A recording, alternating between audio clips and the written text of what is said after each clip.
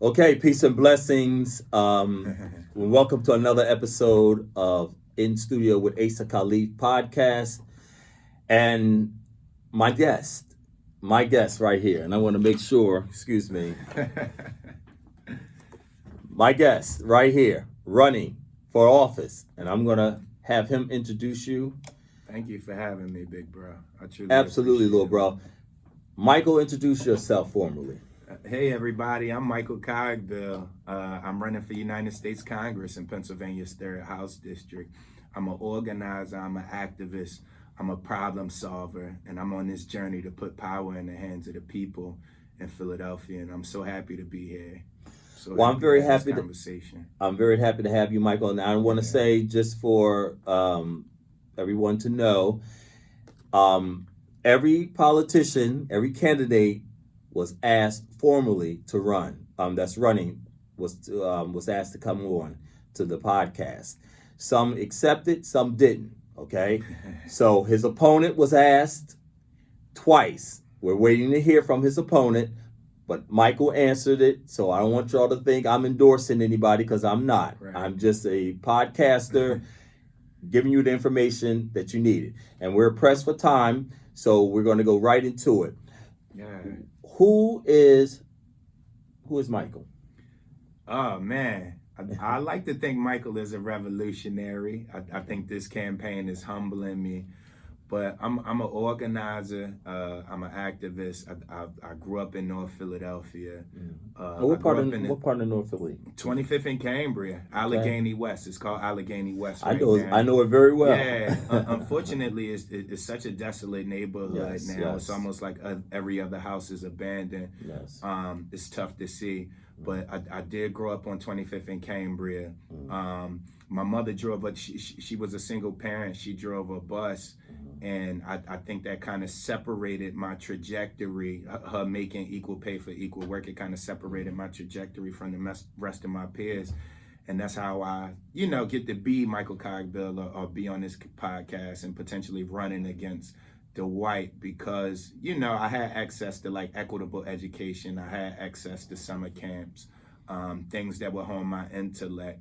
But that's because my mother drove a bus. She did man's work, and I'm super proud of her. And because of that, I'm here. And she was a single parent as Yeah, well, she single was, black yeah. woman. And so as a single parent, she was doing actually both jobs. She was holding it down. She would Shout get out on to the moms. She would get on the bus, and then come home after driving a bus for 10 hours, because it's set as like 10-hour shifts. Right.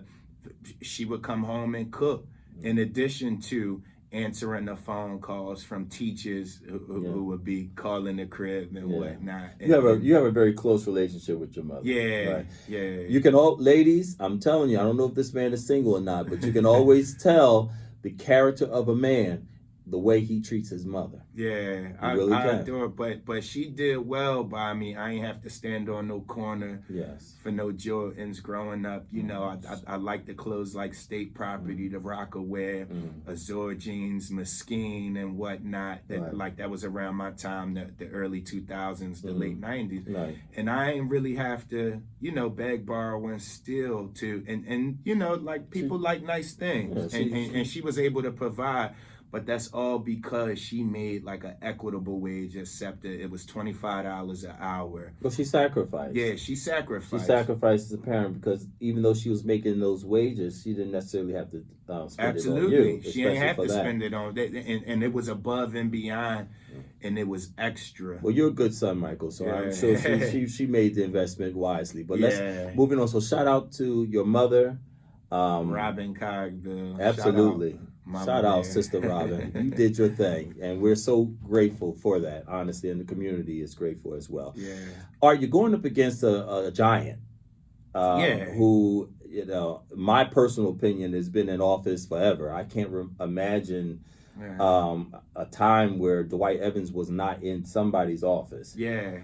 Some people say dedication, some people say a fossil. I don't know. But he's been in office, so it is a David versus Goliath type of battle that you're up against. Yeah, it is. It certainly is. But the same way David had a slingshot, I'm equipped for what we're trying to do. Absolutely. Going into my background, for the last 2.5 years, close to 3 years, I served as an organizer and acting political director at the AFL-CIO, the Philadelphia Council. That encompasses all of the unions in the city. Prior to that, I worked at Ceasefire PA as an organizer, a grassroots lobbyist. I served as the PAC chair of the NAACP.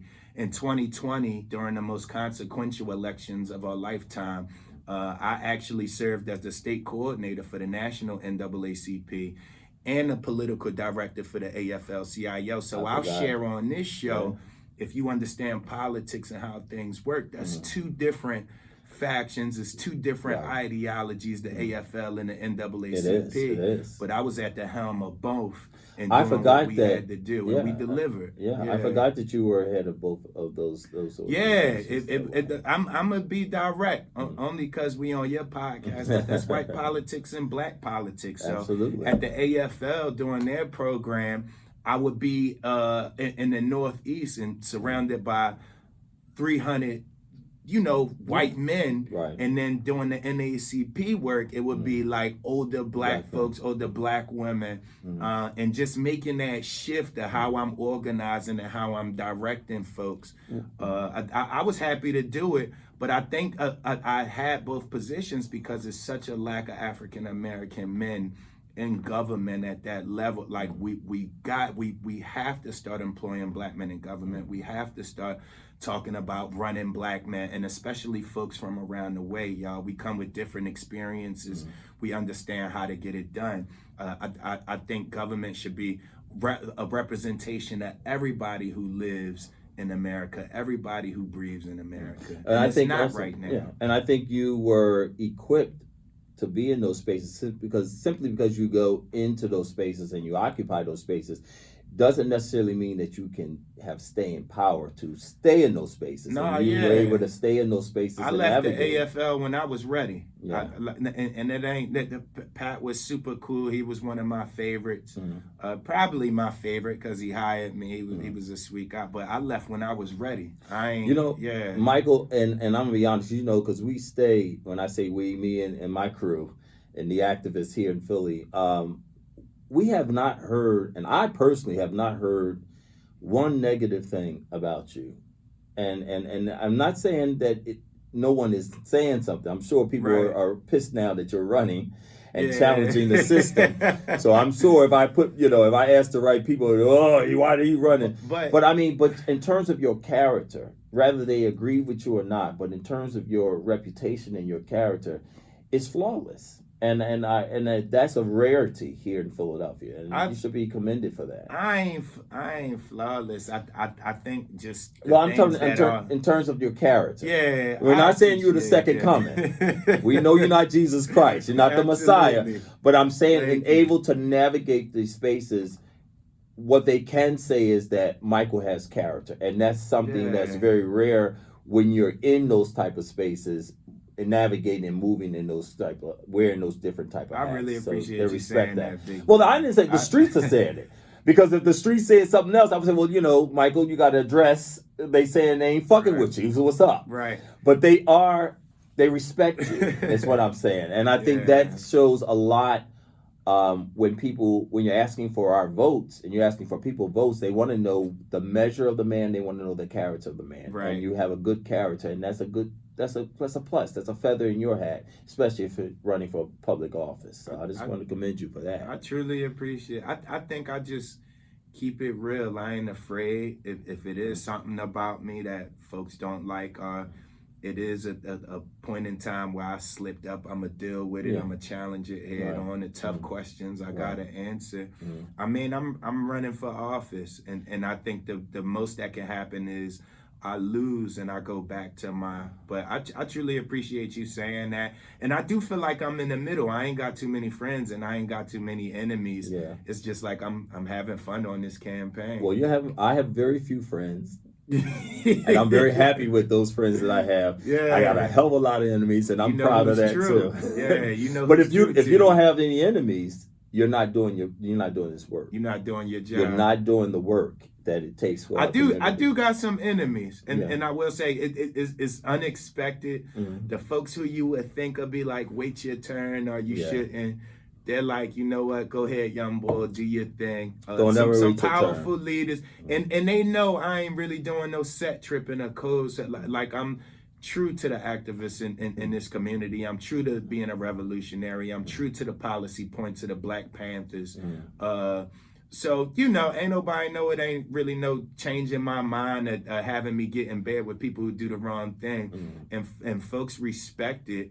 But the people who are working against me, I didn't expect. Well, I could have expected it, Well, but it's kind this of is like they Philly don't have a real politics. reason. This is Philly politics. If Jesus Christ was running for that office, they would come You said against they'd him be, too. yeah, It's just, I mean, but I think some people, and I was talking to another activist that I won't say her name, but I was talking to her last night because you made an appearance at Liberty City Democratic Club, and you did tremendous. You know, I mean, you changed a lot of people's minds. So people who didn't even know who you were, yeah, and people who looked you up was like, oh my God, this Mike. I mean, being an ally for all types of group of people, and that right. was respect. With this particular activist, she said, you know, um, I'm glad that he's already won because the fact that he had the courage to challenge the Yeah. giant, to challenge that system, that democratic system. That ain't gonna do nothing So, to people. yeah. Keep saying this,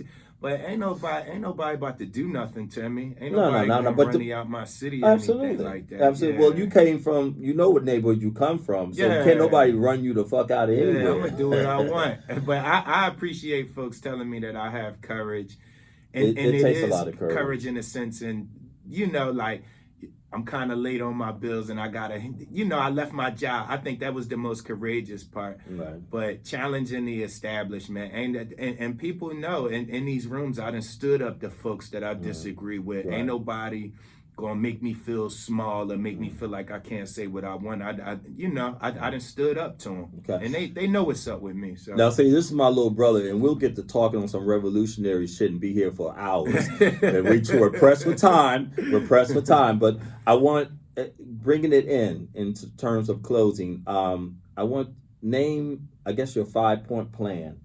If you have one. Why people should vote in that district for you, Michael. Yeah, my number one issue is gun violence prevention.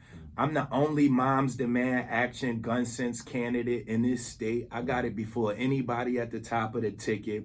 That group feels like I know what I'm gonna do or what I can do in terms of, you know, creating a city free of gun violence or creating a country free of gun violence. Talking about fair education funding is super important. Restoring that Office of Civil Rights in the Department of Education. That was one of the first things Trump did, was get rid of the Office of Civil Rights in the department. That's super important. We got some of the most racist funding formulas in the country here in Pennsylvania. Talking about a fair economy, economic apartheid, and people ain't gonna like it, but the building trade. Like, it was easy for me to kind of take off from the AFL-CIO when it was folks from my college, Lincoln University, showing me rejection letters from like the plumbers and, you know, some of the not so skilled, like all labor is skilled labor, but some of the jobs in which you would think they would want to integrate or have people of color be a part of, we weren't getting them opportunities. I saw a lot of, and they would show me as I'm working at the AFL, they would show me like, look, you know, I got turned down, and it was kind of like I'm standing there with the suit on. It was some conflicting feelings that I had, legit, that like it was tough. But doing something about economic apartheid, education apartheid, expanding Social Security, the incumbent sits on Ways and Means. That's what folks keep telling me, like, he's on that powerful committee. But that's the committee that has a lot to do with like our human rights, talking about public money, welfare, WIC, and whatnot, expanding Social Security, raising taxes so that we could properly fund our schools. Like, that's what Ways and Means is. So I don't think we should reverence somebody who's like a corporate Democrat on that, but we need like a activist on that committee. It's even if I do win, I know they ain't about to put me on Ways and Means right away. But you know, like, that's a committee that's important, and it's a committee that I want. Medicare for all. This is the bluest district in America. The United States is the only industrialized country without a universal health care system. That's We, true. we do need Medicare for all. Social Security expansion, I already went through that and talking about how I want to be on Ways and Means, but we got to expand Social Security. And the Green New Deal, I'm not afraid to come from the AFL and come from that establishment and say, yo, we need the Green New Deal. Like energy infrastructure is going to shift. A lot of them jobs that they trying to keep, they ain't really our jobs. So and I'm being so direct and so open, Yes. but they ain't our jobs. I couldn't see myself saying I can't be a Green New Deal candidate because I'm worried about like a steam fitter or something. Like, you know, and this is for real. I understand where people coming from, but the shift in energy infrastructure is going to happen. And if people don't want to be affected by like structural unemployment, you better get on board with this thing. And on the last few minutes, then I have to ask my question. I always ask this question for every candidate that's come through here, even the district attorney when he was running. We discussed the situation with violence, gun violence in our community, and you made your stand very clear where your position is, and I appreciate that. But we know that we also have another set of violence, which is police violence towards Black and brown people in our communities. And I just wanted to give hear your take on that in terms of police violence, police brutality, and how do you feel that we can go in terms of trying to hold people accountable who engage in that type of behavior? Yeah, and the thing is, I guess because of how I was raised and because of the power of my mother and being so sure, I done told cops on other cops living in my neighborhood, you know, that the unmarked vehicles or the plainclothes cops that would pull up on the young bulls and take their weed money or whatnot. Like I done saw cops and been like, yo, that's a dirty cop, like dirty cop. Right. Like, so like we have to be vigilant. I think people in our communities, when we see folks doing wrong, when we see shady police officers, we got to speak up. I don't think all of them are bad. I think I'm in the middle of the road because, you know, as left as I am, I don't believe in defunding. We got to reallocate. But if somebody kick your back door in or somebody trying to jam you, you can't call the Ghostbusters for help. In the communities that we live in, you got to be direct. Yo, it's real demons out there. Like, it's real. It's people that have really hurt you, rob you, take from you. I done been robbed. I done been shot at. But reallocating them funds and checking these dirty police officers, that's something that we got to do. Only because I'm on this podcast, I'm a be open. I done been in the car. My L ain't been good. Maybe not that had no insurance. Right. That's from you know, the issues with poverty and not having and the joblessness. Right. Sometimes you can't pay it. Sometimes you can't pay that car insurance. Sometimes you can't pay the $70 to restore your license. And I just want to make clear, because we are rest of the time. Poverty, and I know what you're saying because we've all been there, coming from the neighborhoods that we come from. Poverty is not necessarily meaning criminality. No, it's not because of that. Yeah. But I'm very happy to hear from what I'm hearing. I like to be very clear that there must be accountability. Right. On both ends. There has to be accountability when folks are robbing and kicking our doors in. There has to be accountability for that. And there must be accountability for those who have been sworn to uphold that type of behavior as well. Simple as this. Or to deal with that type of behavior. We know we got these dispensaries in our neighborhoods making millions of dollars off of selling marijuana or whatnot. You got to get the card that's regulated, this and that. But don't pull up on a kid in the Chinese store or in the bodega selling weed and take their money, knowing that people are doing it legally, and you oppressing that young person. And I think so now that's kind of tough because you done took that full $500, whatever they was going to use it for. Now they got to figure out how to get it back quicker. They done stood there all day and served who they had to serve. the people coming in the store in and out. They done worked all day. Now you done took that money. Now they got to figure out how to get that money back quicker. Well, it all falls under the umbrella of stop criminalizing. Yeah, stop criminalizing. All right, we're up against the gun, and you guys are already gonna say that I'm trying to be favorable for the young boy. I'm not. That's my little brother, so we're giving the same amount of time we're giving all the other candidates. Go back and look at the other podcasts. Yeah. Michael, in 1 minute, why should the voters in Philadelphia vote for you? I'm real, and I'm a fight. Like I said at Liberty City, with every last breath in my body, I'm fighting for women. I'm fighting for people of color. I'm fighting for immigrants. I care deeply about reproductive justice. I care deeply about doing something about economic apartheid. I care deeply about our schools, advocating for a fair funding formula. Young black men, that's who I'm mobilizing. We haven't felt a part of this party. We don't think we don't believe that we get policies for us. It's unfortunate, but I think I'm bringing a new voice to Washington. I can articulate myself. I can advocate for the people who aren't seen in these communities. It's a fight, but I think be a strong representative, and I won't waste people's tax dollars. I've done a lot of this work.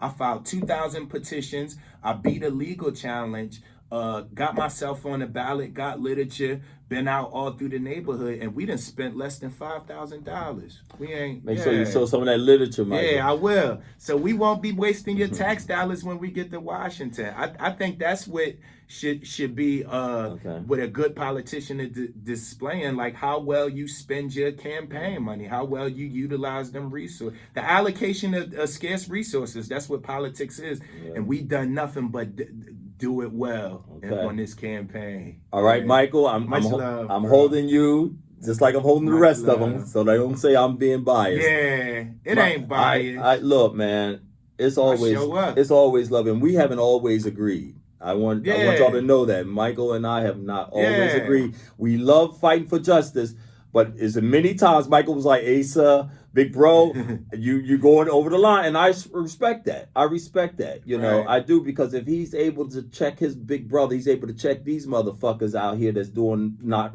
doing right by the community. So you need somebody that's unafraid and somebody that will stand on their principles, and I respect that, even if we disagree at times. Some guts. So, same thing to you, man. Yeah. You show up when people deserve a fair shot. But when you got something decent to say about somebody who has been there or somebody that's been visible, you speak your piece. People gotta stop being in their feelings, man. And in this fight for liberation, you can't be in this work and be in your feelings. The only people that get sympathy is the vulnerable in this fight. Look, this brother is running. This is a young brother. In the hood, we say y'all young boy. I guess I'm Unc, because I'm at a certain age now, so this is my nephew, so it's Unc now. Yeah. That's what they call it. But look, I want you to vote. If you feel that what Michael said resonated with you, then please, he's asking for your vote and your support. Michael, say your first and last name, and we're going to end it. It's Michael Cogbill, and our website is www.michaelcogbill.com. MichaelCogbill. And thank you so much, Asa. Thank you. All right, no problem. I truly appreciate it. Anytime, little brother, anytime. Yeah. So there you go. And we'll be back hopefully with Dwight Evans and a few others. We're waiting for your call. We're waiting for to answer your call. So we'll see. Michael, running for office, young boy from North Philadelphia, single parent, 25th and Cambridge. 25th. Look, man, this is one of us. And like I said, if it resonates with you, please support this brother and give him your vote. It's much needed. Okay. All right. Asa Khalif. This is another episode of In Studio with Asa Khalif, and I will see you next time. And definitely, I'll see you in the streets. Peace and blessings.